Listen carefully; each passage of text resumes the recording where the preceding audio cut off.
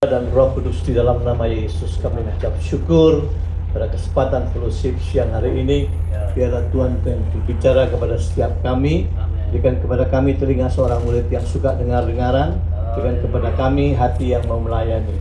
Terima kasih Bapa, Kau berkati hamba-Mu yang akan menyampaikan kebenaran itu.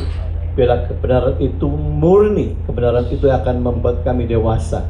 Hanya di dalam nama Yesus kami siap terima firman Tuhan. Haleluya. Amin. Terima kasih Pak Pendeta Isman. Waktu selanjutnya kita serahkan sepasti. Terima kasih Pak Joni. Tahu nggak, lagu tadi yang nyanyi kan cewek. Tapi kenapa saya suruh Pak Juli sama Pak Joni yang nyanyi? Supaya tidak bisa memuliakan diri. Ya. Kita cuman ngikut ya. Tahun 2026 sudah 2025 udah lewat. Kita mau menjadi pelayan, tapi tidak boleh mencuri sebuah kemuliaan. Ya, kita cek dulu. Kita kan sama-sama ini semua jadi pelayan ya. Tapi lihat dulu ini ya. Apakah kita hari ini layak berdiri untuk menyampaikan sebuah firman? Ingat loh, mimbar ini zona yang paling bahaya. Ya, sangat bahaya. Ayatnya mana ini ya? Nih, Yakobus 3 ayat 1. Kita mau jadi pelayan, tapi pelayan yang terbaik, ya. Jangan sampai karena kita melayani, berdiri di atas mimbar, malah kita jatuh kepada penghakiman. Yakobus 3:1. Saudara-saudaraku, janganlah banyak orang di antara kamu mau menjadi guru, sebab kita tahu bahwa sebagai guru kita akan dihakimi menurut ukuran yang lebih berat. Coba ini, kalimat ini himbauan dan peringatan. Saudara-saudaraku, jangan banyak orang di antara kamu, ini semua ya, mau menjadi guru. Sebab kita tahu bahwa sebagai guru kita akan dihakimi menurut ukuran yang, siapa yang mau seperti ini? Dihakimi menurut ukuran yang lebih berat. Memang kadang kalau bicara firman, kalau mulut kan gampang dong. Hanya pandai berkhotbah, fasih, berdiri di mimbar, pakai jas, selesai. Tapi apakah itu baik? Enggak. Coba bayangkan begini tuh. Air kehidupan itu kan murni, ya. Saya sajikan dengan gelas yang kotor penuh lumpur. Saudara mau minum? Enggak. Dalam alam roh, yang dilihat Tuhan adalah bejana yang kita bawa. Siapa kita hari ini yang tampil? Kalau kita tampil hari ini bukan manusia baru, berdiri di mimbar, saudara coba, ini zona paling bahaya. Coba lihat ya, berdiri di mimbar mengajarkan kebenaran, tapi hidupnya tidak sesuai dengan kebenaran. Kira-kira gimana? Saudara akan dihakimi karena dosa sendiri. Yang kedua, dihakimi karena apa? Munafik. Mengajar orang untuk bertobat, saudara sendiri tidak bertobat. Lebih baik duduk diam, mendengarkan firman, merubah dulu dari dalam. Ketika terjadi perubahan, baru berani berdiri di mimbar. Saya seringkali ngomong sama saya, aduh saya ini betul-betul penuh dengan ketakutan hari ini. Kalau sampai saya meleset gara-gara ngomong masuk neraka. Coba lihat nih, saudara berdiri di mimbar sebagai seorang saksi. Hukum dunia saksi itu apa sih? Sudah mengalami atau belum mengalami? Nah, makanya 1 Yohanes 1 bunyinya begini. Seorang saksi itu boleh berbicara kalau dia melihat, mendengar, dan mengalami sendiri. Kalau saudara nggak mengalami, hanya kata orang, hanya belajar, saudara berani berdiri di mimbar sebagai saksi apa? Kita baca ya 1 Yohanes 1 ayat 1 ya.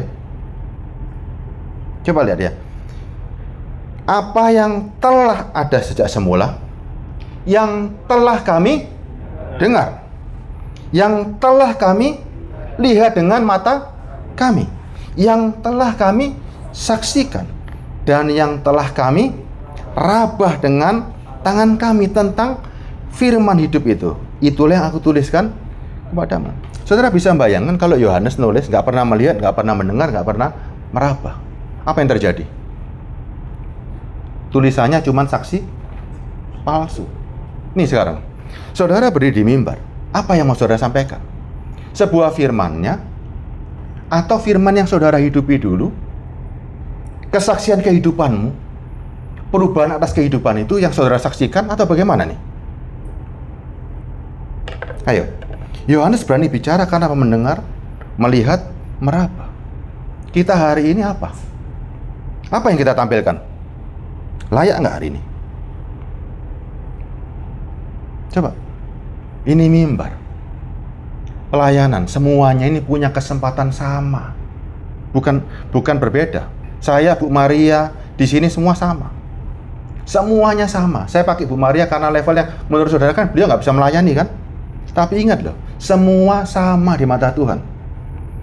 Pelayanan yang terbaik bukan karena kita teriak hari ini, tapi firman sudah hidup. Dari firman yang hidup itu saudara diem saja, lebih hebat daripada khotbah. Coba lihat sekarang begini ya. Ada orang diem, kelihatannya nggak pelayanan, tapi kehidupan rohaninya di masyarakat, di mana-mana, tidak ada melanggar firman. Jadi kesaksian nggak? Ya kan? Sekarang kita renung dulu ya. Hari ini apakah saya boleh berdiri menyampaikan firman hari ini? Tanpa saya ngalami, tanpa saya melihat, tanpa saya merasakan perubahan dalam hidup saya. Boleh nggak saya berdiri di mimbar? Menurut saudara gimana? Saudara senang yang mana? Melihat kurir pos, ya, mengantar sebuah pesan, tanpa dia tahu isi surat itu untuk siapa? Atau benar-benar saudara mengalami sendiri dan saudara berani menyaksikan? Kira-kira gimana Pak Juna? Mengalami sendiri. Apa yang kita alami hari ini? Saudara berani mengatakan kebenaran. Lihat nih, kita introspeksi dulu ya. Bagaimana hidup saya hari ini? Kalau saya hari ini melayani, kemudian istri saya melihat kecacatan saya, kira-kira malu nggak saya di sini? Ini ada saksi loh. Ada sebuah saksi. 2026, kita nggak mau lagi hari ini melayani, tapi kehidupan Kristus nggak terlihat. Saudara, sama dengan api ini dinyalakan buat saudara. Makin hari makin panas. Umur kita makin hari makin mendekati kematian. Saudara nggak hidup dalam firman yang saudara khotbahkan. Api ini semakin lama semakin besar. Ketika ajalmu meredup, jangan berharap karena, oh Tuhan, aku sudah mengabarkan kau, aku sudah berkhotbah tentang kau. Firman-Nya ada, Matius 7, bunyinya apa? Tentang ya, nggak berarti. Semua tidak ada gunanya. Sekarang kita baca nih ya. Kita belajar dulu di Perjanjian Lama nih ya. Prinsip seorang pelayan. Kita belajar di Yeskiel dulu. Yeskiel 3 ayat 1 sampai 3. Lihat nih ya, Yeskiel ya. Firman-Nya kepadaku, hai anak manusia, apa yang kau lihat di sini? Makanlah gulungan kitab ini dan pergilah berbicara kepada kaum Israel. Lihat ya, ada urutannya. Makan, ya, pergi, beritakan. Jelas ya urutannya ya. Makan, pergi, dan berbicaralah. Maka kubukalah mulutku dan kudiberikannya kepadaku gulungan kitab itu dan kumakan. Makanlah gulungan kitab yang kuberikan kepadamu ini dan isilah perutmu dengan itu, lalu aku memakannya dan rasanya manis seperti madu dalam mulut. Urutannya ya, makan. Firman saudara makan. Saudara baca, saudara dengar. Sampai masuk ke perut. Ada sebuah proses, ya. Kemudian firman ini setelah masuk ke perut, masuk dalam batin menjadi daging, menjadi sebuah kehidupan, baru pergilah. Berbicaralah. Nggak bisa saudara berbicara tanpa makan firman, tanpa menjadi sebuah daging. Apa yang mau saudara sampaikan? Saudara menyampaikan sesuatu yang belum pernah saudara makan. Saudara menyampaikan sesuatu yang belum ada hidup dalam diri saudara. Bisa nggak? Ingat loh, menyampaikan sesuatu ini memberikan kehidupan. Saudara memberi, berarti harus kita membagikan sesuatu. Saya bagi sesuatu. Kalau saya nggak punya, bisa nggak? Nggak bisa. Saya harus memiliki apa yang harus saya bagi. Firman ini saudara baca, saudara cerna, masukkan dalam kehidupanmu. Setelah kehidupanmu jadi, bagikan kepada orang lain. Jangan di skip. Saudara baca, nggak masuk di perut, saudara langsung berbicara. Saudara skip yang kedua. Firman tidak menjadi hidup. Mau jadi apa coba? Apakah hari ini Tuhan bangga dengan pembicara? Tidak sama sekali. Tidak sama sekali. Tuhan nggak butuh kurir pos kok. Dia bisa pakai keledai. Dia bisa pakai radio. Kalau hanya untuk menyampaikan kebenaran, batu saja bisa. Tapi kita hari ini orang yang hidup. Kita bisa makan, kita bisa mendengar, masukkan dalam kehidupan, sampaikan kehidupan pada orang lain. Kalau kehidupanmu nggak ada buat orang lain, saudara menaruh benar-benar loh, ini zona bahaya. Hari ini bukan saya mengendorkan semangatmu melayani, tapi kita merubah dulu dasarnya. Karena banyak orang hari ini cuma seneng karena fasih berkhotbah. Bisa lelucon, bisa ini, tepuk tangan, dan dapat sorak, saudara bangga. Itu api. Jangan coba-coba menyentuh kalau kehidupanmu belum masuk ke dalam firman ini. Lihat lagi. Yang kedua, banyak orang merasa begini, firman ini kaca pembesar. Buat neropongi kesalahannya orang. Tapi diri kita belum pernah bercermin dari firman itu. Yakobus 1 ayat 23-24. Ini lihat ya. Yakobus 1 23-24. Sebab jika seorang hanya mendengar firman saja dan tidak melakukannya, ia adalah seumpama seorang yang sedang mengamati mukanya yang sebenarnya di depan cermin. Baru saja memandang, ia sudah pergi dan lupa bagaimana rupanya. Apakah kita mau seperti ini? Mengenapi sebuah firman. Ya kan? Kita nggak mau. Tapi betul-betul firman ini harus mengkoreksi. Ya, hidup kita benar nggak? Saya baca, saya dengar, saya makan sampai ke kehidupan saya. Dari kehidupan ini yang saya saksikan. Kalau firman nggak bisa merubah kita, nggak bisa merubah saya, bisa nggak saya merubah saudara hari ini? Saudara nganggap saya apa hari ini kira-kira? Saya bicara firman, tapi tidak merubah kehidupan saya. Menurut saudara siapa saya di sini? Kalau firman nggak punya kuasa untuk merubah diri saya, dia juga tidak punya kuasa untuk merubah diri saudara. Ya, paham ya? Spirit yang di dalam harus benar dulu ini hari ini. Kehidupan Kristus sudah ada nggak? Kalau enggak, udahlah lebih baik diam. Koreksi dulu. Paulus begitu ketemu Tuhan, jatuh, rebah, dia kemana? Langsung pelayanan atau kemana dia? Coba amati belajarannya Paulus. Paulus begitu lihat Tuhan, berangkat ke Damsyik, matanya disembuhkan, dia kemana? Dia ke Arab. Tidak ada kabar di Arab. Paulus memperdalam dalam kesunyian, dalam kesendirian. Dia belajar bergaul dengan Tuhan. Baru setelah dia ke Arab, berangkat untuk pelayanan. Nggak gampang. Nggak gampang. Sungguh nggak gampang. Jangan terkecoh dengan firman. Seolah, ingat loh ya, iblis itu, ini berandai-andai, Pak Juli ini misalnya iblis, saya juga iblis ya. Saya kasih perintah ke Pak Juli. Pak Juli, dustai hari ini. Sesatkan semua orang. Pak Juli kira-kira berangkat kemana? Pak Juli berangkat kemana? Gereja. Kenapa di gereja? Karena ada kebenaran di sana. Ya kan, kebenaran pelintiran ini. Supaya banyak orang yang ketemu. Supaya banyak orang tersesat. Ingat, penyesatan itu karena ada jalan yang benar. Kalau nggak ada jalan yang benar, nggak ada yang namanya penyesatan. Makanya zaman dulu hukum Taurat nggak ada penyesatan. Di luar hukum Taurat salah. Tapi di dalam Kristus hari ini, ada Taurat, ada Kristus, ada penyesatan. Seakan-akan mana sih kebenaran ini? Ya kan? Itu tugasnya iblis. Tugas saya kalau hari ini saya baca firman, yang masuk di dalam kehidupan nggak ada, saya khotbahkan. Urutan 1, 2, 3, saya cuma skip 1 dan 3. Saya bisa menyesatkan saudara. Saya nggak punya apa yang saya hidupin. Berani-beraninya menyampaikan sebuah kebenaran. Lihat di Esra, pelajari Esra juga ya. Esra 7 ayat 10. Lihat nih. Esra 7 ayat 10. Belajar nih, Cak. Ya. Esra 7. Esra bukan Esther. Esra. Urutannya ya, lihat ya. Esra 7 ayat 10. Sebab Esra telah bertekad meneliti hukum Taurat dan apa?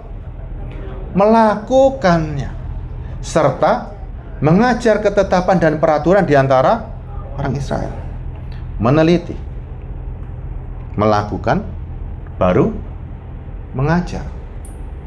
Tapi hari ini banyak orang meneliti, membaca firman, tapi lupa yang melakukannya. Meneliti, langsung coba lihat nih, ya. Mana yang paling susah? Meneliti, melakukan, dan mengajar, mana yang paling susah? Melakukan. Saudara tahu ini paling susah kan? Begitu saya katakan mana yang paling susah, saudara bilang melakukan. Daging saudara langsung ngomongnya melakukan yang paling susah. Padahal kalau saudara bersama Roh Kudus melakukan ini gampang nggak? Yang melakukan bukan saudara, ini Kristus yang melakukan. Harusnya jawabannya nggak susah. Karena aku tunduk, karena aku menyembah sama Tuhan yang di dalam diri saya.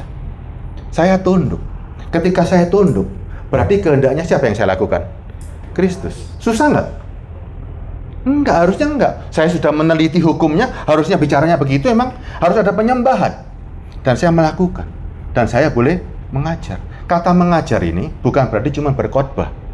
Orang mengajar bukan pakai mulut loh. Orang mengajar itu yang paling hebat adalah ketika apa yang saya sampaikan itulah kehidupan. Mau lanjut dalam pelayanan? Masih berani melayani? Ayo coba, kalau saudara nggak mengkoreksi diri hari ini. Tadi lagu tadi, melayani tanpa panggung. Karena ini bukan pelayanan. Di sini ekspresi. Bagi orang yang punya talenta berbicara, ini ekspresi di sini. Ekspresi kehidupan kita. Bagi seorang yang tidak pasti bicara, Marta, Bu Maria, bisa melayani nggak? Melayani di mana mereka? Dalam kehidupan. Kehidupan kita itu tanpa bicara, ya, itu bisa dilihat orang kok. Orang Farisi meneliti Taurat nggak? Teliti kan? Sampai disebut ahli-ahli Taurat. Tapi mereka melakukan nggak? Enggak. Mereka melakukan hanya tulisan. Mereka mengajar dan ini. Tapi mereka kosong. Karena kehidupannya tidak mencerminkan. Kasihlah Tuhan Allahmu dan segenap hati dan kasihlah sesama manusia. Nggak ada. Buktinya Yesus disalib. Mereka merajam perempuan yang berdosa, ya kan? Kita kan hari ini seperti itu hari ini. Meneliti. Langsung skip. Ngajar orang. Coba lihat nih. Alkitab kita hari ini yang kita baca, buat siapa sih sebetulnya? Alkitab ini, waktu saudara baca, buat siapa hari ini? Buat kita atau buat orang? Kita. Saudara baca, renungkan. Jadilah kehidupan, baru saudara sampaikan. Atau jadi, jangan-jangan begini. Alkitab ini hanya bahan pidato. Kita cari ayat-ayat, kita pidatokan. Wah, setelah itu khotbahnya enak, tepuk tangan. Ya, apakah begitu? Enggak. Alkitab bukan untuk orang lain. Alkitab untuk pembaca. Yang berdiri di mimbar ini kalau berani ngomong, harus berani kehidupannya betul-betul. Kalau enggak, aduh sudah. Tadi kan firmannya di Yakobus jelaskan ya. Jangan seorang pun mau jadi guru, karena aku akan dihakimi lebih berat. Kalimat dihakimi lebih berat. Berarti Yesus menyorot ya? Sorotannya kepada para guru ini. Enak nggak baca nih? Dihukum lebih berat. Bayangan, mengerikan kan?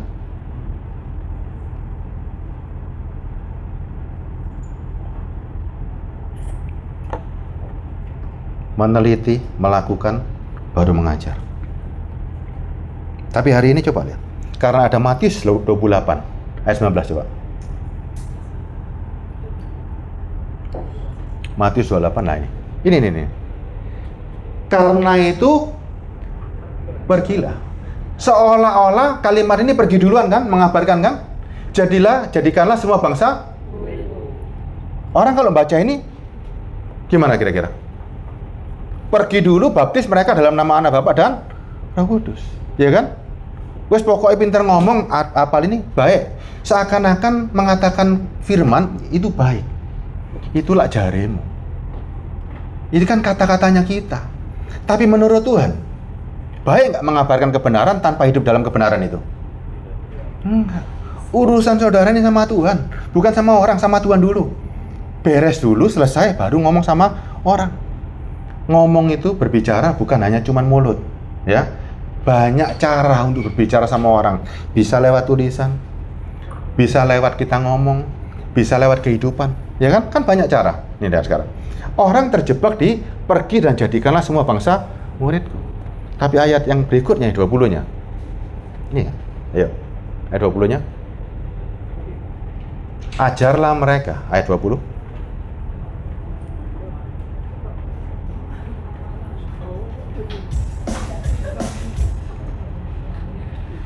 Nih. Ayat 20-nya. Dan ajarlah mereka melakukan segala sesuatu yang telah kuperintahkan. Ini kan sama dengan yang tadi itu. Meneliti, melakukan, baru mengajar. Ini loh. Ajaran mereka melakukan segala sesuatu yang telah kuperintahkan kepada. Ini hanya dibalik tok kalimatnya, ya. Tapi kita mengerti, ternyata untuk mengajar seseorang harus semua yang Yesus ajarkan saya lakukan, baru saya ngajarin orang lain. Apakah ini instan? Ini produk jadi, sekolah, langsung besok jadi? Ini instan nggak? Saudara melakukan firman instan nggak? 3 bulan selesai? Bisa nggak? Bisa nggak, Charles? Bisa, kalau cuma meneliti, mengajar bisa. Tapi melakukan ini proses. Ini sebuah proses di kehidupan. Nggak bisa di-skip, nggak bisa langsung moro-moro seminggu jadi, nggak bisa. Tidak ada pengkhotbah dadakan yang sesuai dengan firman, ya. Tapi kalau dadakan banyak, asal ngelucu, pintar lucu, perusahaannya bangkrut, nggak ada usaha lain, berdiri di mimbar, bisa. Bisa seketika, karena apa? Kepepet. Karena senang dengan tepuk tangan, bisa. Tapi ingat loh, ajar mereka melakukan segala sesuatu. Melakukan segala sesuatu, ada kalimat yang lain kan? Yang telah kuperintahkan. Bagaimana kalau saya nggak nurut Yesus? Perintahnya Yesus nggak saya kerjakan semua, tapi saya ngajar, bisa nggak? Bisa. Menurut saudara apa saya kira-kira? Gara-gara kita yang namanya firman menjadi batu sandungan. Ada nggak ayatnya? Ada. Roma 2 ayat 21-23.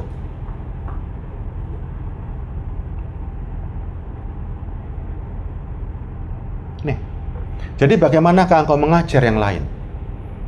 Tidakkah engkau mengajar?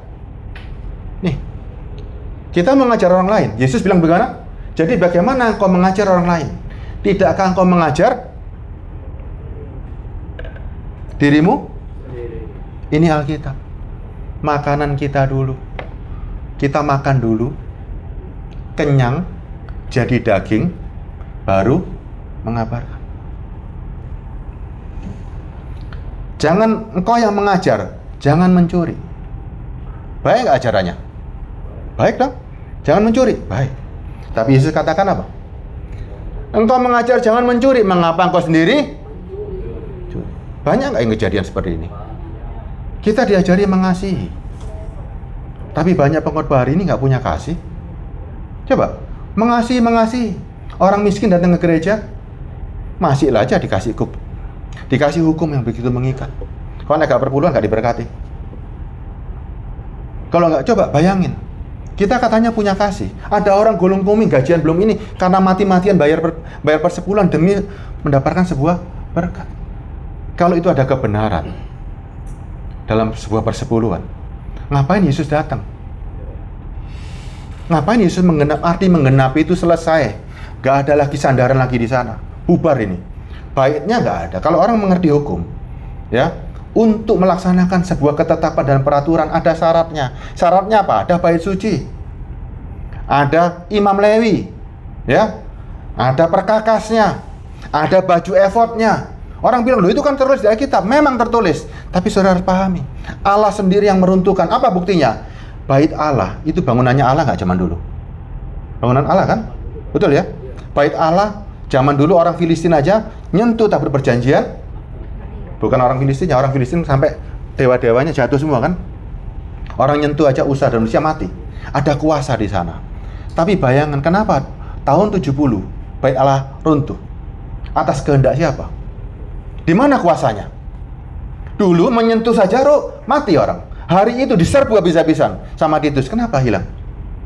Karena Allah nggak mau lagi ada bangunan dirobohkan atas kehendak Tuhan. Tidak ada bait, tidak ada imam Lewi, tidak ada perkakas, bisa melaksanakan tatanan hukum nggak? Nggak bisa. Nggak bisa. Makanya, ayat lagi, saya lanjutkan ya. Engkau yang berkata jangan berzina. Engkau yang jijik akan segala berhala. Mengapa engkau sendiri merampok rumah berhala? Ini kalimat Yesus buat orang Farisi sama Yahudi tajam nggak ini? Mereka taat loh. Dijawab Yesus, engkau berkata jangan berzina. Mengapa engkau sendiri berzina? Orang Farisi berzinanya apa? Mereka nggak berzina secara fisik. Engkau yang jijik terhadap berhala, mengapa engkau sendiri merampok rumah berhala? Kenapa sampai disebut rumah berhala? Ayo coba. Kenapa hari itu Yesus sama orang Farisi ngomong, engkau sendiri merampok rumah berhala? Berarti bait Allah zaman itu sudah jadi apa buat Yesus? Berhala. Ini lihat. Makanya tanpa keselarasan hidup, ya. Kita sampaikan semuanya omong kosong. Hanya omong kosong, tidak ada gunanya.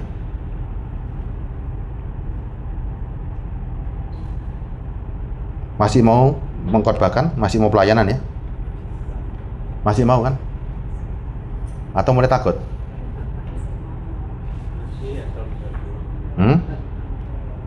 Ayo coba. Meneliti, melakukan, baru mengajar. Kita mau skip ini. Apakah hari ini saya layak untuk menyampaikan suara Tuhan yang begitu agung? Semua orang layak. Ingat loh, semua orang hari ini layak. Semua orang layak. Saudara mendengar firman, saudara juga dituntut untuk melakukan. Saudara dituntut juga untuk setelah melakukan, kan orang melihat dengan sendirinya toh. Ayo, saudara mau nggak hari ini melayani tapi yang benar hari ini? Pelayanan kita bukan cari sorakan, bukan cari mimbar, bukan cari tepuk tangan, tapi kita melayani. Istilah melayani itu melayani siapa sih? Coba. Istilah pelayanan dan melayani siapa sih? Melayani manusia atau melayani Tuhan? Hah? Ya. Melayani orang atau melayani Tuhan? Kan namanya pelayanan itu melayani Tuhan. Tuhannya di mana? Di dalam diri kita. Kita melakukan semua kehendaknya. Barulah kita bisa disebut jalan sama orang. Kita melayani orang itu membagi kehidupan. Ingat loh, pelayanan itu membagi kehidupan. Kehidupannya siapa? Kehidupannya Yesus di Alkitab atau kehidupanmu? Coba, saudara, perlahan ya. Terlalu kasar ini. Enggak ya? Saudara baca firman. Saudara renungkan. Saudara mengajar. Sekarang kita melayani. Siapa yang saudara layani? Melayani orang atau melayani Tuhan? Kalau saudara melayani Tuhan, tentunya kan membaca, mengerti, mengikuti semua kehendaknya, baru ngajar. Tapi kalau melayani orang, skip aja. Aku sudah baca firman, hafal Alkitab. Orang tak tuturi, begini. Wah, hebat nggak?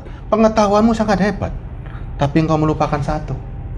Orang bisa jadi sombong karena dia hebat. Coba, Charles hari ini, Pak Alfian hari ini, teliti, ya, belajar, ya, dapat gelar, shred. Bangga nggak? Bangga, karena ada gelarnya toh. Berak ngajar nggak? Berak ngajar, Alkitab sekarang coba.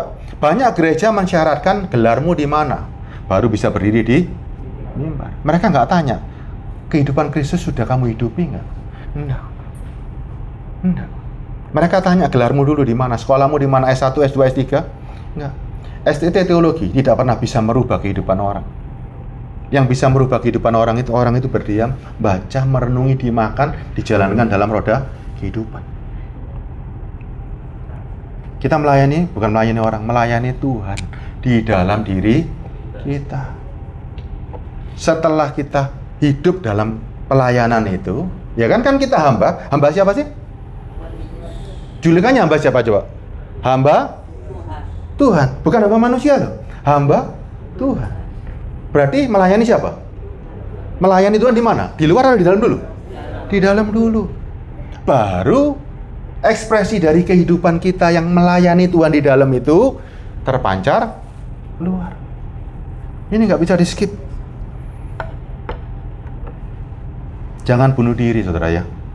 Tahu nggak bunuh diri? Bunuh diri itu begini loh. Baca firman, ngerti kebenaran, nggak mau hidup, langsung jadi pengajar. Enak mana kira-kira? Enak dong? Saudara, saya bingungin kadang-kadang. Apa sih enaknya berdiri di sini nih sebenarnya? Apa hebatnya gitu loh? Saudara melihat saya lebih hebat berdiri di sini? Coba. Saya tanya istri saya aja. Saya hebat nggak berdiri di sini? Lihat saya di sini lebih hebat nggak? Coba. Saya nyampaikan kebenaran lebih hebat nggak sih di sini? Kenapa banyak orang mengejar? Ngomong kan gampang dong. Jadi apa sih saya di sini? Pak Joni, lihat saya jadi apa di sini? Apakah lebih hebat saya? Pak Alvin, lihat saya jadi apa ini? Hah? Jadi perhatian. Dia matiin orang. Omongannya enak, ayo tepuk tangannya. Coba lihat nih. Apa enaknya berdiri di sini? Kalau tahu Yakobus, kita ulang Yakobus tadi ya. Yakobus 3 tadi. Coba, apa sih enaknya itu? Saudara-saudaraku, janganlah banyak orang di antara kamu mau menjadi guru. Tadi ada celuk, enaknya dapat PK. Apa sih PK itu? Apa PK itu? Hah? Pendidikan Kristen atau apa nih? Nah, saudara-saudaraku, sampai Yakobus bilang saudara-saudaraku. Pertanyaannya gimana? Janganlah berseberangan dengan Matius 19:28? Enggak. Karena Yakobus melihat banyak orang hari itu melayani tapi tidak hidup dalam Yakobus tadi. Kenapa Yakobus sampai tulis surat ini? Yakobus 3:1 tadi. Ojo loh ya dari guru, itu kan perintahnya begitu kan. Ayo, nih. Tapi setan kan pinter loh. Dia dustai semuanya. Ayo, pelayanan. Kabaran kebenaran. Ayo sekolah di sini. Didik besok ini. Coba. Ini jebakan maut. Saudara dijebak. Lihat deh. Saudara-saudaraku, janganlah banyak orang di antara kamu mau menjadi guru. Saudara percaya omongannya Yakobus atau hamba Tuhan hari ini? Sudah terbukti masuk jadi firman. Kenapa Yakobus sampai hati-hati, ojo jadi guru, ojo jadi ngajar? Kenapa? Karena Yakobus melihat banyak orang hanya cuma bisa membaca, tidak hidup, tapi mengabarkan kebenaran.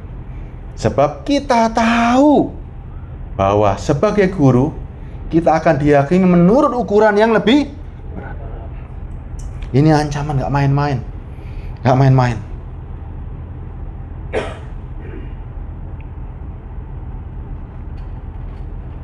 Mengerikan ya. Sangat mengerikan. Ada sebuah pola yang nggak bisa kita jalani nih. Ada sebuah pola, ya. Ada teguran berarti kita menghindari kan? Ada perintah berarti kita lakukan. Alkitab kan isinya itu, ya kan? Ada teguran jangan berarti terobos. Kalau perintahnya jangan, saudara mau gimana kira-kira? Alkitab ini kan ada rambu-rambu. Makanya disebut sekarang ini jalan. Ada perintah jangan, saudara kira-kira gimana nih? Jangan, boleh diterobos nggak? Nggak boleh. Perintahnya jangan. Tapi kalau perintahnya beritakan, ajar mereka, berarti betul-betul saudara menghidupi.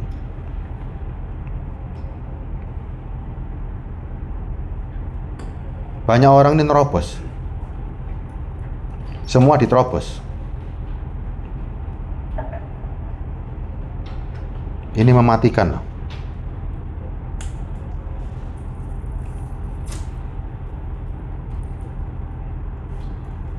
Saya lanjutkan ya.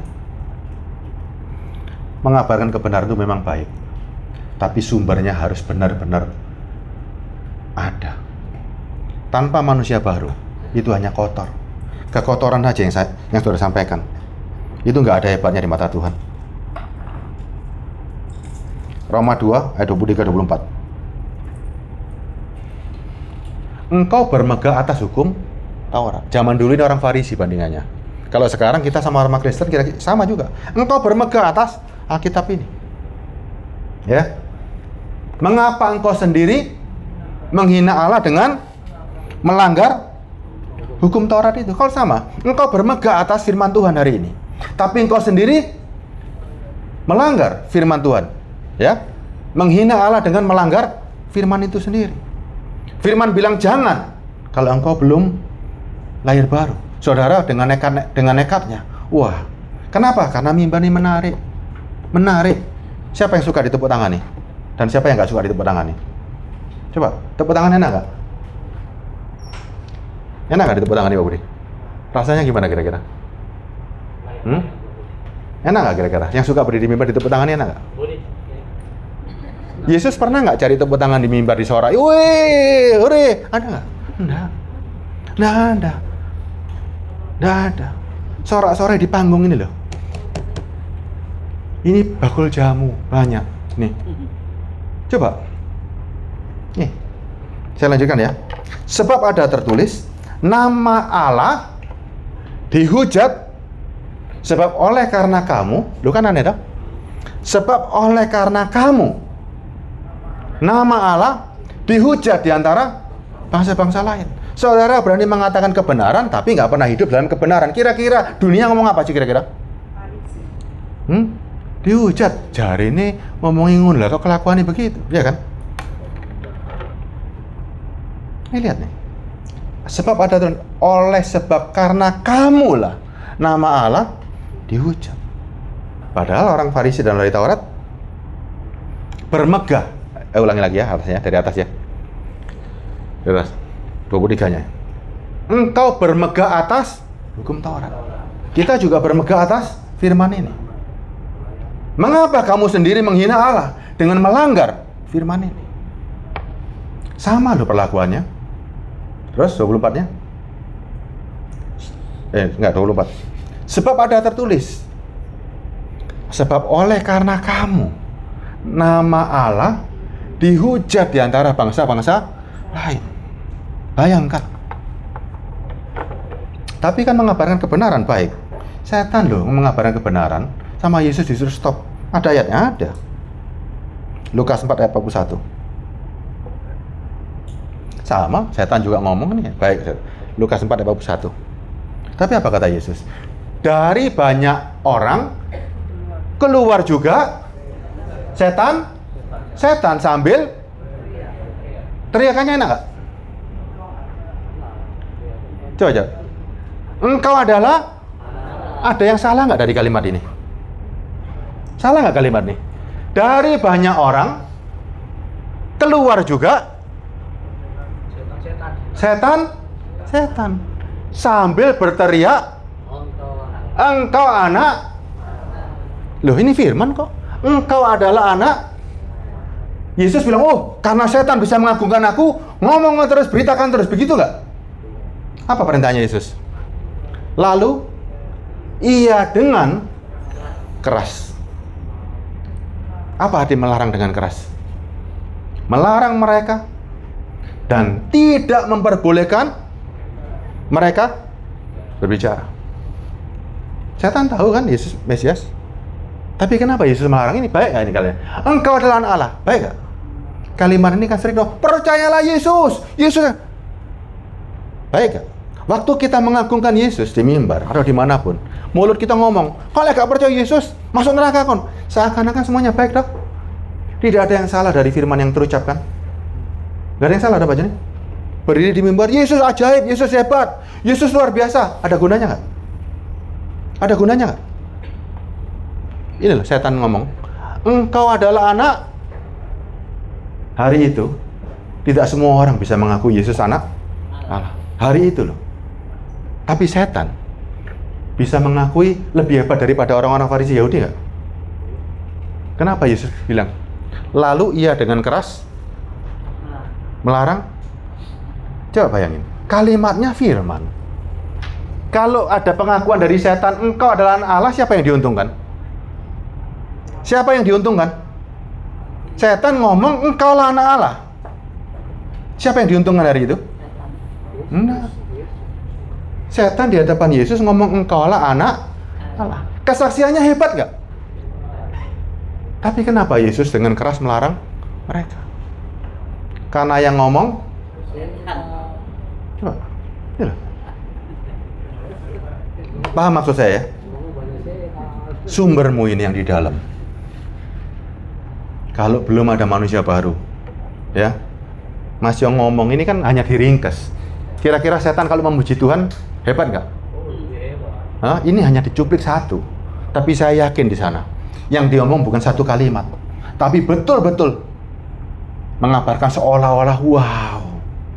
Dan Kisah Rasul juga mencatat Paulus dengan dukunnya orang-orang di ini kan mengagungkan Paulus, tapi Paulus bilang diam kau. Sama loh hari ini loh. Kisah Rasul berapa ya? Bentar. Kisah Rasul berapa itu?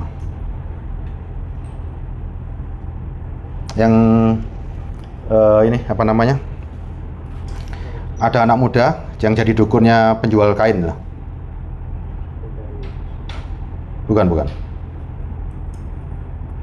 Sebentar ya, supaya saudara ngerti nih.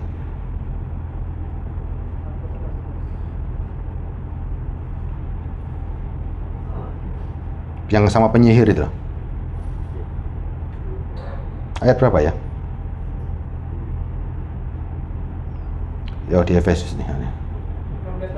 Berapa? Kisah Rasul berapa?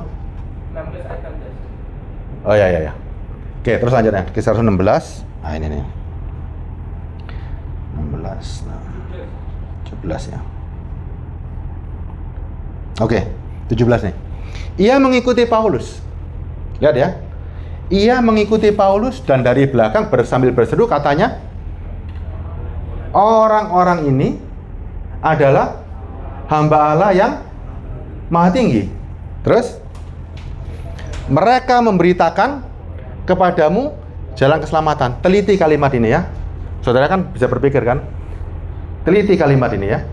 Katanya orang-orang ini, nih Rasul Paulus nih ya, disebut sama perempuan itu kan ya. Orang-orang ini, Pak Joni berdiri sebentar, saya kasih contoh. Pak Joni berdiri di sini, saya ngomong gini, orang ini adalah hamba Allah yang maha tinggi. Mereka memberitakan kepadamu jalan keselamatan.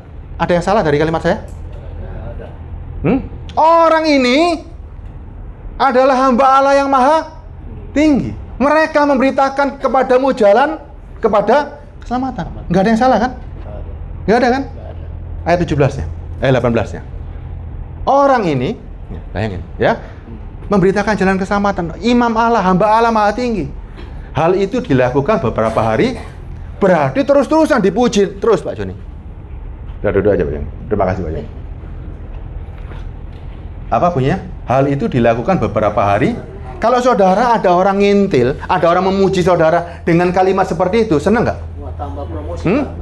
Seneng nggak? Seneng kan? Tapi Paulus beda.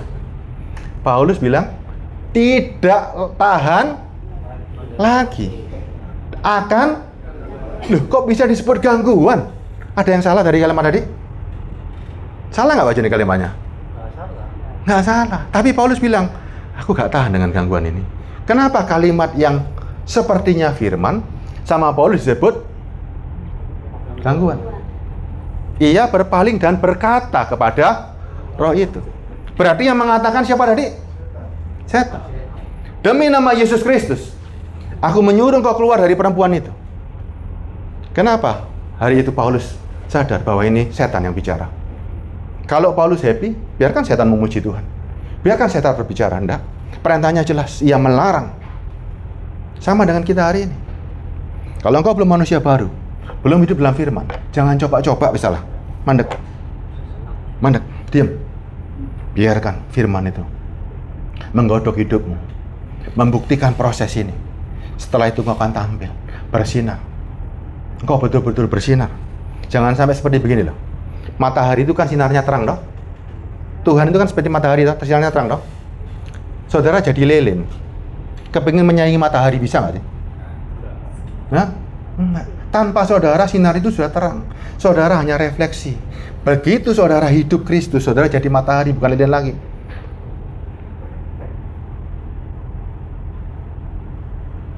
Pahami benar-benar ini.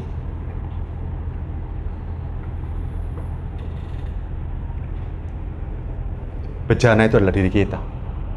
Kalau ini masih belum manusia baru, enggak. Saya bilang sama istri saya. Kemarin saya telepon Pak Yusman, ini dulu sempat rame. Waktu ini rame, saya itu malah takut. Kenapa? Karena banyak mata-mata memperhatikan saya. Jangan sampai mereka tergantung daripada saya, enggak. Anda tergantung diri sendiri. Membaca firman bukan karena saya. Saya hari ini mengkhotbahkan seperti ini. Saudara juga harus hidup sendiri, bukan karena saya loh. Bukan. Harus punya kerinduan masing-masing. Saudara bisa membedakan ya antara bertumbuh dengan kanker, ya. Banyak orang merasa begini loh, oh aku bertumbuh di TB. Ya. Kalau bertumbuhnya karena kepingin mendengarkan khotbah saja, saudara bukan bertumbuh, saudara kena kanker. Ya, bertumbuh itu ke arah Kristus. Makin hari makin mematikan kehidupan daging. Bukan karena TB, bukan karena khotbah, tapi karena engkau merenungi firman sendiri. Kalau engkau bertumbuh di sini karena ingin mendengarkan firman, hanya saya nyampaikan, Pak Joni nyampaikan firman yang keluar di mimbar, engkau kena kanker. Kanker itu sama-sama tumbuh, tapi itu mematikan. Mematikan saya juga mematikan saudara sendiri. Ya, beda loh. Banyak orang, oh aku bertumbuh, enggak. Bertumbuh itu bukan karena PD, bukan karena gereja, bukan karena khotbah. Bertumbuh itu karena engkau menghidupi firman itu sendiri. Jangan sampai terus kena kanker ngomongnya bertumbuh, enggak. Kalau orang kena kanker itu kan enggak cross, loh. Dipikir daging sama-sama tumbuh kan, tapi kanker mematikan loh.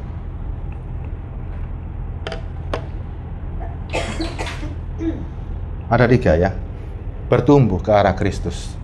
Ada obesitas juga ada. Saudara ini kelihatannya gemuk, tapi gemuknya ini makan firman tidak tersalurkan. Ada juga. Makan firman nggak mau dihidupi, akhirnya jadi lemak loh, nyumbet jantung itu aja nih. Ya, makan terus, firman dimakan terus, jadi lemu nggak? Coba, saudara firman saudara makan terus nih, makan terus, tapi di kehidupan nggak jadi apa-apa. Jadi apa coba?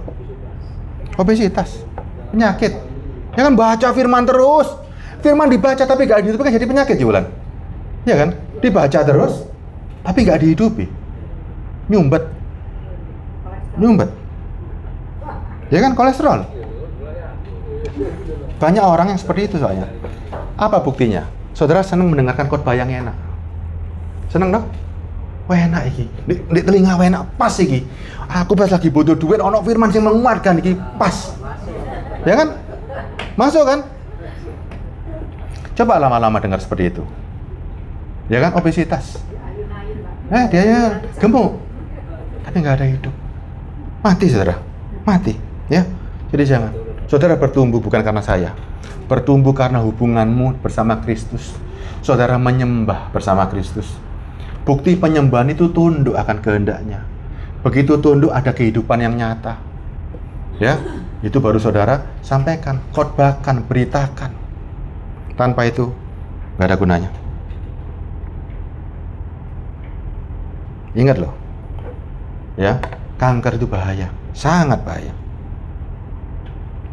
Ada yang mau kena kanker? Atau sudah terkena kanker? Coba. Saudara jangan-jangan, nih sekarang mau saya tanya. Saudara bertumbuh nggak hari ini? Kalau saya tanya bertumbuh, saudara jawabnya gimana? Saudara bertumbuh nggak rohanimu? Bertumbuh nggak? Bertumbuhnya di mana nih? Kalau saudara bertumbuh karena sebuah khotbah, saudara bertumbuh karena di sini, kena kanker loh. Saudara bertumbuh karena saudara reaksi dengan firman. Saudara baca firman sendiri dan masuk dari kehidupan. Nggak ada TB bisa bertumbuh nggak? Nggak ada TB bisa bertumbuh nggak? Bisa. Itu berarti bertumbuh. Nggak ada TB, waduh, eman banyak. Nah, kalau saudara merasa ini bisa menumbuhkan saudara ini kanker nanti, ya, kanker. Saudara bertumbuh sendiri, melayani Tuhan. Sekarang lihat nih. Waktu saudara melayani Tuhan, siapa yang lihat? Nggak ada yang tahu loh, karena ini terjadi di sini. Saudara baca firman, saudara melakukan firman, nggak ada yang tahu ini proses. Setelah itu muncul dari kehidupan ini. Itulah yang namanya manusia baru, ya. Sudah jadi ciptaan baru ya, berarti ya? Sudah ya?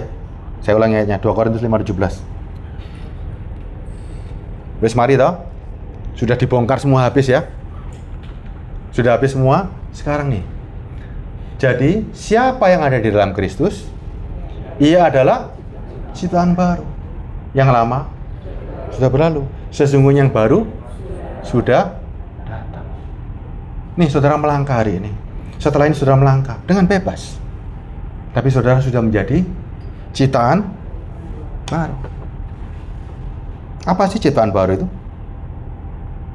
Apa ciptaan baru? Ciptaan baru, dulu kita manusia Adam. Ya, penuh dengan kedagingan. Hari ini Kristus yang hidup. Menjadi manusia surgawi. Kalau Kristus hidup berarti kan ada kehidupan dong? Ada kehidupan kan? Itu yang saudara bagikan buat orang-orang. Ya, baru itu namanya ciptaan baru. Ada kehidupan ilahi. Ada kehidupan ilahi yang saudara bagi-bagikan ke orang. Ya. Wes. Semua hari ini ciptaan baru. Semua hari ini harus menjadi ciptaan baru. Ini perintah. Jadi siapa yang ada dalam Kristus, ia adalah ciptaan baru. Yang lama sudah berlalu. Yang lama ini isinya apa saja sih? Bukan cuma moral. Ini manusia daging kita. Harus dimatikan. Sama dengan begini loh. Diri kita itu ada keinginan. Keinginan daging. Iblis menawarkan segala keinginan itu. Ayo ditepuk tangani enak, disorak-sorai enak, dipuji enak, ya kan? Iblis nggak akan menawarkan kepada orang yang sudah mati. Orang mati ditawari sorak-sorai, tawari tepuk tangan, mau nggak kalian? Nggak ada reaksi, oh mati kok. Tapi kalau dia hidup, reaksi, ya kan? Senang. Yang lama sudah berlalu, yang baru sudah datang. Bukan akan datang loh, sudah datang. Berarti sudah di dalam diri kita. Ya, selesai ya. Semua ciptaan baru ya. Urusan sama Tuhan loh, bukan sama saya loh.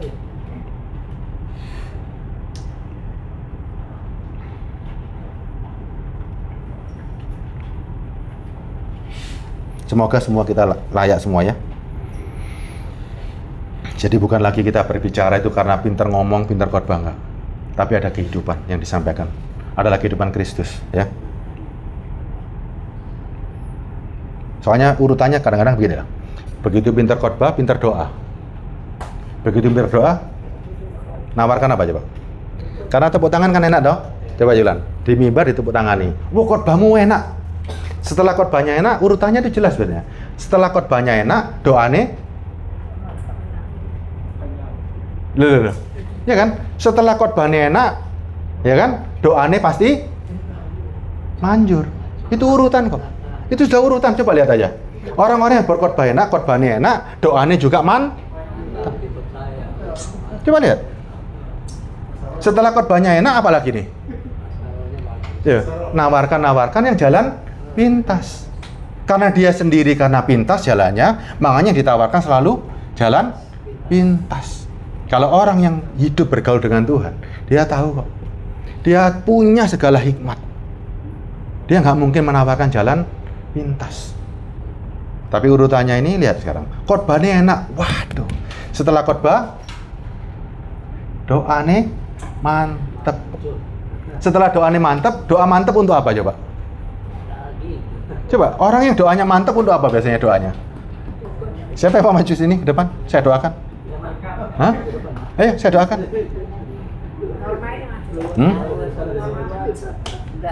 Makanya kadang-kadang banyak orang ya, hamba Tuhan yang menyangkal firman. Ini loh, coba. Mereka mengabarkan kasih tapi nggak punya kasih. Mereka mengabarkan iman. Setuju ya? Mereka mengabarkan iman, tapi bingung dengan. Coba, mereka mengabarkan iman, tapi kehidupannya bingung nggak? Mau makan besok bingung, mau ini bingung. Kan aneh dong. Kalau orang punya iman, iman itu Kristus. Berarti dia punya segala hikmat. Bisa nggak dia khawatir karena nggak punya duit? Nggak bisa, dia tahu kok harus bekerja kok. Urutannya jelas. Orang yang punya hikmat pasti mengerti. Banyak mereka mengorbankan iman, terus imannya begini. Saya ini kepingin sesuatu, nggak punya uang, tiba-tiba dikirimi uang duit, dikirimi orang. Itu bukan khotbah iman, itu mencobai Tuhan. Yang diceritakan kan yang enak-enak dong. Tapi yang nggak enak nggak diceritakan sama saudara kok. Kadang kan begini tampilannya. Kalau engkau memberi buat Tuhan, engkau akan diberkati. Kesaksiannya gini, saya dulu mau ngegolkan proyek, saya kasih persembahan sama Tuhan, dan tiba-tiba proyek itu goal. Itu namanya scamming. Tahu nggak scamming? Hanya tipu-tipuan. Ayo kalau kita jujur hari ini, Tuhan perlu duit nggak untuk pelayanan? Tuhan perlu uang nggak untuk pelayanan? Ayo coba jujur. Kalau pelayanan itu dalam dirimu, Tuhan nggak butuh apa-apa. Tuhan butuh hatimu dan kau melakukan perintah. Pelayanan yang butuh duit itu pelayanan untuk manusia. Karena butuh duit. Saudara disiapkan AC, misalnya begini. Saya nggak punya uang. Saya mau bikin gereja yang besar. Bagus nggak? Bagus nggak? Saya nggak punya duit ini. Niat saya mulia nggak? Saudara sadar loh ya, jangan digendam. Saya nggak punya apa-apa. Ayo kita dirikan gereja yang besar. Kita patungan. Saudara ikut melayani Tuhan nggak? Sumbang saya. Bangunkan gereja, kita sama-sama melayani. Hebat nggak? Enggak. Itu bukan pelayanan. Tuhan tidak pernah butuh uang sepeser pun. Mazmur 50, coba. Tadi pagi nih saya ngomong sama istri saya. Saya share di TP juga kan. Mazmur 50. Mazmur 50 ayat 12. Ayat 11 dulu ya. 11 dulu. Ayat 10. 9. Mazmur 50 ayat 9.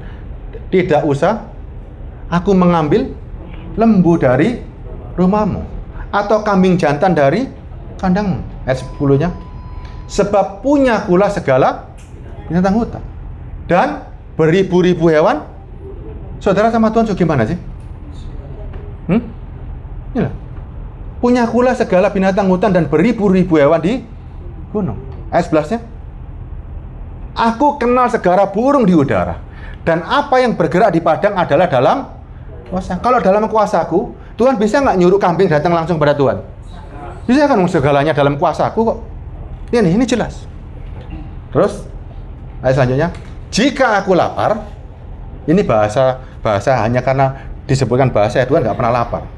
Ini hanya untuk supaya saudara mengerti. Jika aku lapar, jika aku butuh duit, perlu nggak saudara bantu Tuhan? Nah, coba aja. Pak Juli bisa bantu Tuhan. Kira-kira jadi apa Pak Juli?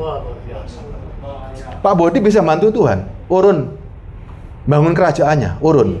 Kira-kira gimana rasanya?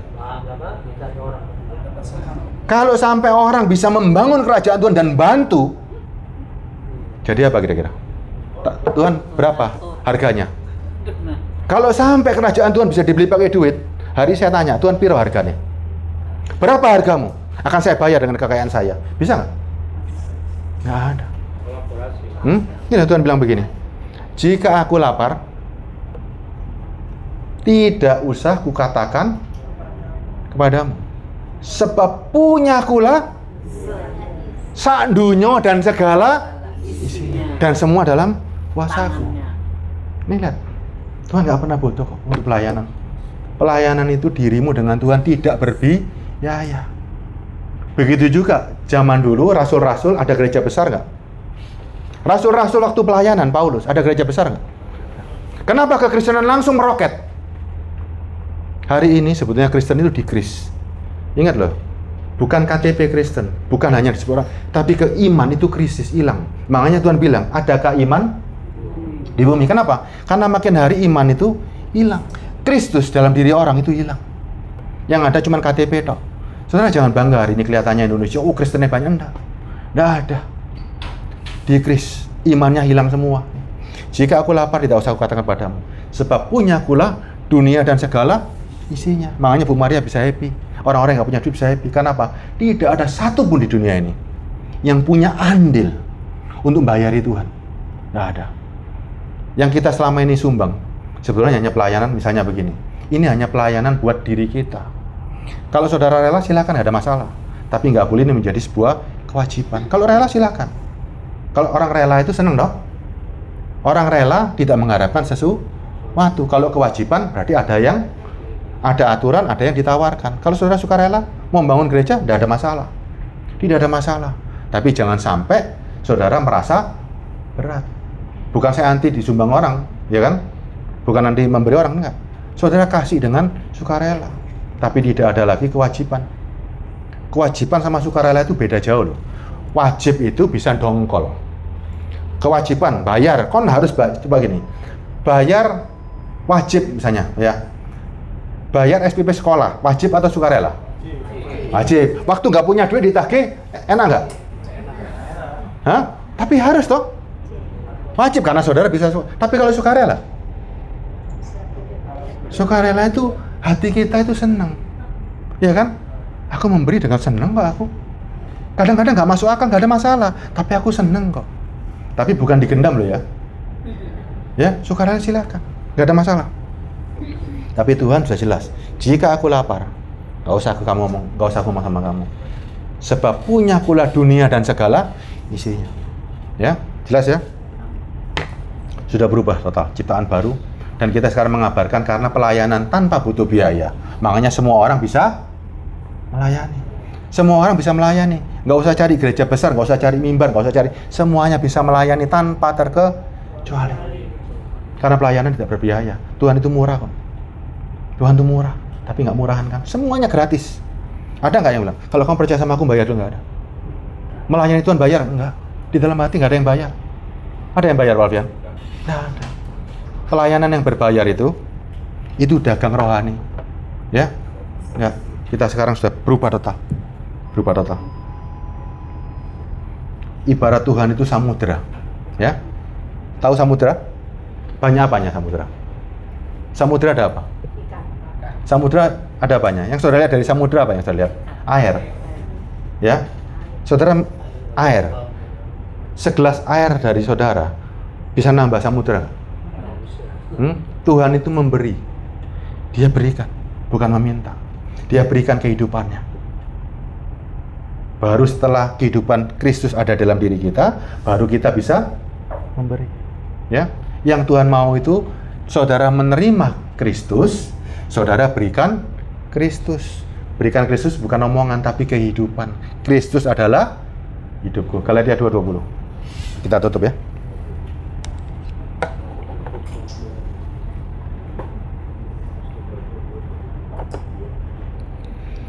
Galatia 2:20 ya. Ini yang kita bagikan ini. Namun aku hidup, tetapi bukan aku sendiri yang hidup, melainkan Kristus yang hidup dalam aku. Dan hidup yang kuhidupi sekarang dalam daging adalah hidup oleh iman dalam Anak Allah yang telah mengasihi aku dan menyerahkan dirinya untuk ini bagikan ke orang. Ya, ini kasih ke orang. Berarti saudara punya kehidupan yang saudara bagi-bagikan, ya. Semoga saudara paham ya.